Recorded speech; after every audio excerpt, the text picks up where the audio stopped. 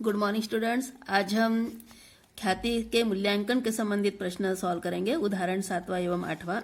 तो प्रश्न पहले उदाहरण 7वां इंपॉर्टेंट प्रश्न है। इसी प्रकार के प्रश्न आपको परीक्षाओं में पूछे जाते हैं।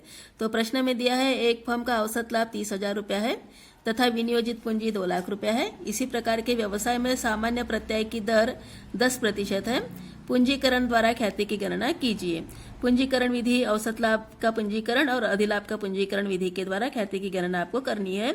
2 प्रकार से ख्याति की गणना करेंगे।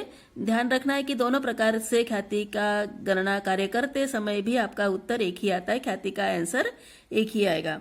तो ख्याति के मूल्यांकन के लिए सबसे पहले औसत लाभ विधि के द्वारा ख्याति की गणना करेंगे। पूंजीकृत विधि, औसत लाभ की पूंजीकृत विधि के द्वारा ख्याति की गणना। तो सबसे पहले प्रश्न में दिया है यहाँ पे आपको विनियोजित पूंजी 2 लाख रुपया, औसत लाभ 30,000 रुपया और विनियोजित पूंजी के आधार पर हम पूंजीकृत औसत लाभ निकाल लेंगे, कैपिटलाइजेशन ऑफ एवरेज प्रॉफिट। तो उसके लिए सूत्र रहेगा औसत लाभ बटे में नॉर्मल रेट ऑफ रिटर्न, मतलब कि लाभ की सामान्य दर गुना 100। तो पूंजीकृत जो औसत लाभ है वह रहेगा आपका औसत लाभ कुल था 30,000 को 100 से गुना करना पड़ेगा और 10 जो सामान्य प्रत्यय की दर है उससे भाग देना पड़ेगा। तो आपका जो आंसर आएगा वो रहेगा 3 लाख रुपया, जो रहेगा औसत पूंजीकृत लाभ। ठीक है, तो ये 3 लाख रुपया होगा। फिर ख्याति की गणना करने के लिए जो भी औसत पूंजीकृत लाभ आ चुका है उसमें से आपको विनियोजित पूंजी घटानी है। तो जो आंसर आएगा वह 1 लाख रुपया, ये रहेगी औसत लाभ के द्वारा पूंजीकृत विधि से ख्याति की गणना, ख्याति का आंसर। अर्थात पूंजीकृत औसत विधि से ख्याति आ चुकी है 1 लाख रुपया। फिर उसके बाद दूसरी पद्धति अधिलाभ विधि के द्वारा, अधिलाभ पूंजीकृत विधि के द्वारा ख्याति की गणना करने के लिए आपको सामान्य लाभ तो आपके पास है ही, तो नॉर्मल प्रॉफिट जो है सामान्य जो विनियोजित पूंजी के आधार पर जो आप सामान्य लाभ निकालोगे, औसत लाभ आपके प्रश्न में दिया था, विनियोजित पूंजी दी है, विनियोजित पूंजी के आधार पे हम सामान्य लाभ निकालेंगे। सामान्य लाभ के लिए सूत्र है normal profit is equal capital employed into normal rate of return by 100, अर्थात विनियोजित पूंजी गुना सामान्य लाभ की दर बटे में 100। विनियोजित पूंजी 2 लाख रुपया थी, दर है 10%, अर्थात 20,000 रुपया सामान्य लाभ हो गया। और सुपर प्रॉफिट अधिलाभ निकालने के लिए सूत्र है अधिलाभ बराबर औसत लाभ माइनस सामान्य लाभ। Super profit is equal average profit minus normal profit. Average profit औसत लाभ आ चुका है 30,000 रुपया दिया हुआ था और नॉर्मल प्रॉफिट जो सामान्य लाभ है वह है 20,000। 30,000 माइनस 20,000 बराबर 10,000 रुपया, ये रहेगा सुपर प्रॉफिट 10,000 रुपीज।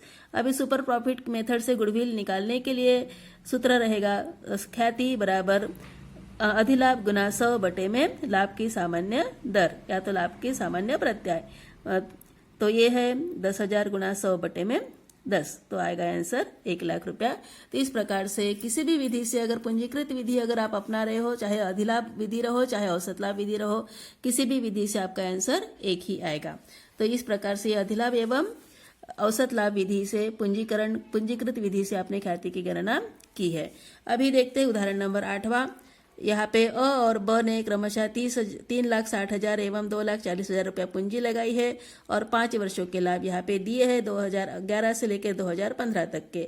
लाभ की सामान्य दर 20% है करके बोला गया है और यहाँ पे 3 विधियों से आपको ख्याति की गणना करनी है। पहला है औसत लाभ के 3 वर्षों के क्रय मूल्य पर, दूसरा है अधिलाभ के 3 वर्ष के क्रय मूल्य पर और तीसरे नंबर पे है अधिलाभ के पूंजीकरण विधि पर। तो सबसे पहले हम औसत लाभ के 3 वर्ष के क्रय मूल्य पर ख्याति की गणना करेंगे। औसत लाभ विधि से ख्याति की गणना करते हैं तो औसत लाभ विधि से ख्याति का सूत्र रहता है ख्याति बराबर औसत लाभ गुना वर्षों की क्रय वर्ष करके लिख सकते हो।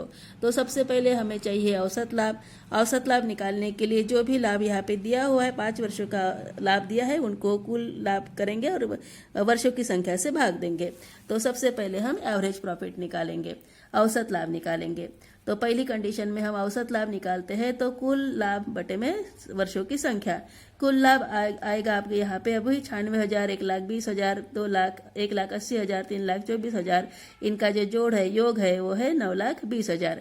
तो औसत लाभ रहेगा 9,20,000 को 5 से डिवाइड करने पर आंसर रहेगा 1,84,000, ये रहेगा औसत लाभ। अभी ख्याति गुडविल जो है वह रहेगा औसत लाभ गुना वर्षों की संख्या, जो क्रय वर्ष की संख्या। तो क्रय वर्ष की संख्या दी है 3, इसलिए 1,84,000 को 3 से गुना करेंगे तो आंसर आ जाएगा 5,52,000। तो ये रहेगा औसत लाभ विधि के द्वारा ख्याति। तो इस प्रकार से ये पहली विधि हो गई। अभी दूसरी विधि है अधिलाभ विधि। अधिलाभ के 3 वर्ष के क्रय मूल्य पर आपको ख्याति की गणना करनी है।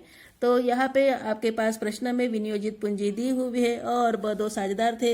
इन्होंने 3,60,000 एवं 2,40,000 रुपए की पूंजी लगाई थी। अर्थात कुल पूंजी अगर देखते हैं तो 3,60,000 और 2,40,000 अर्थात कुल विनियोजित पूंजी है 6 लाख रुपया। अभी कुल विनियोजित पूंजी के ही आधार पे हम सामान्य लाभ निकालेंगे। सामान्य लाभ रहेगा, लाभ की सामान्य दर 20% दी हुई थी। 6 लाख का 20% करते हैं तो 1,20,000 ये सामान्य लाभ हो जाएगा। औसत लाभ आपने ऊपर निकाल चुके हो, तो औसत लाभ आपका आ चुका था 1,84,000। सभी वर्षों के लाभों का योग बटे में वर्षों की संख्या। तो इस टाइप से आपने औसत लाभ निकाला था, जिसका आंसर आ चुका था 1,84,000। अभी इस पद्धति में आपको सुपर प्रॉफिट अर्थात अधिलाभ निकालना पड़ता है। अधिलाभ निकालने के लिए आपको औसत लाभ में से सामान्य लाभ घटाना पड़ता है। औसत लाभ आ चुका है 1,84,000 और सामान्य लाभ है 1,20,000।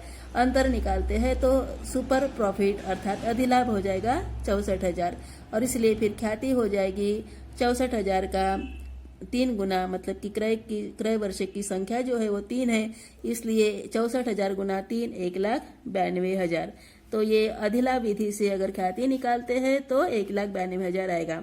ऐसे अधिलाभ और औसत विधि से अगर ख्याति का मूल्यांकन करते हैं तो आंसर अलग अलग आता है।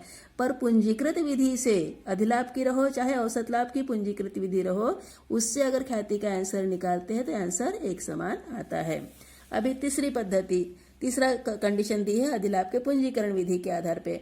अधिलाभ के पूंजीकरण विधि के आधार पे अगर हम ख्याति की गणना करते हैं तो सबसे पहले तो हमें अधिलाभ की आवश्यकता रहेगी, जो निकाल चुके हैं। 64,000 रुपया आ चुका था और अभी ख्याति का सूत्र रहेगा अधिलाभ गुना 100 बटे लाभ की सामान्य दर। तो super profit into 100 by normal rate of return. तो 64,000 सुपर प्रॉफिट था, इंटू 100 बाय 20 करेंगे तो 3,20,000 रहेगा गुडविल ख्याति आएगी 3,20,000 रुपया। तो इस प्रकार से ये प्रश्न है ख्याति के मूल्यांकन के प्रश्न। ये आपको आपके परीक्षाओं में 4-4 अंकों के लिए पूछे जाते हैं। ठीक से तैयारी करना है, सभी सूत्र याद रखना है। औसत लाभ विधि, अधिलाभ विधि, अधिलाभ की पूंजीकृत विधि और औसत लाभ की पूंजीकृत विधि, ये ज़्यादा महत्वपूर्ण विधियां हैं और इन्हीं विधियों से आपको परीक्षाओं में प्रश्न पूछे जाते हैं। तो ठीक से इस विधियों पर ध्यान देना है और सभी जो भी प्रश्न आज आपने देखे हैं उसको अच्छी तरह से उसका अध्ययन करना है और इसी टाइप से प्रश्न आपको प्रैक्टिस में ज़्यादा रखने हैं। तो आशा करते हैं प्रश्न और उसके सूत्र आपको समझ में आ गए होंगे। सूत्र को थोड़ा सा याद रखना है। धन्यवाद।